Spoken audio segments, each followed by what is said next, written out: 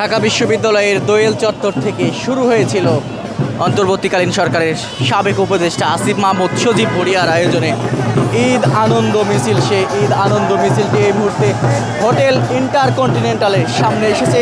ঢাকা বিশ্ববিদ্যালয়ের দোয়েল চত্বর টিএসসি ঘুরে এটি কিন্তু এই মুহূর্তে হোটেল ইন্টারকন্টিনেন্টালের সামনে এসে দাঁড়িয়েছে।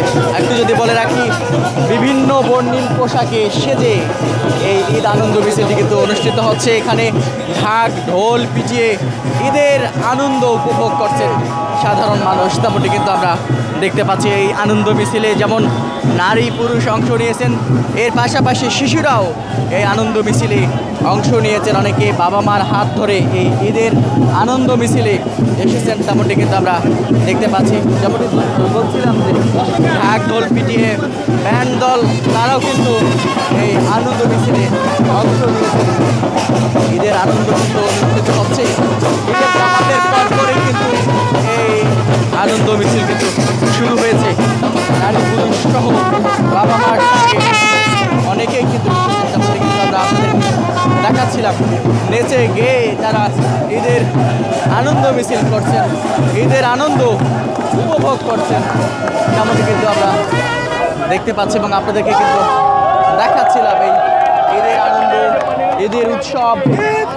সকাল থেকেই কিন্তু এই ঈদের আনন্দ মিছিল এটি শুরু হয়েছে, তেমনটি কিন্তু আমরা আপনাদেরকে দেখাচ্ছিলাম। অনেকে আবার পোষা প্রাণীকেও নিয়ে এই মিছিলে।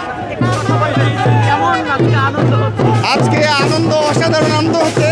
আমি নিজেও যেতে আসছি, আমার বাচ্চাটাকেও নিয়ে আসছি আজকে সবাই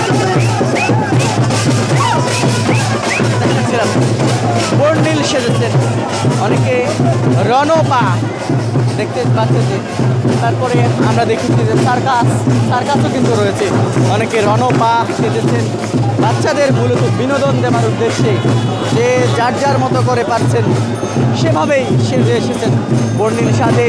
এই ঈদ আনন্দ উৎসব পালিত হচ্ছে রাজধানী ঢাকায়, তেমনটি কিন্তু আমরা আপনাদেরকে দেখাচ্ছিলাম। প্রিয় দর্শক, হোটেল ইন্টারকন্টিনেন্টালের সামনে এসেছে এই আনন্দ মিছিলটি, সেটি কিন্তু আমরা আপনাদেরকে দেখাচ্ছিলাম। দেখতে পাচ্ছি যে উৎসবে মেতে উঠেছে।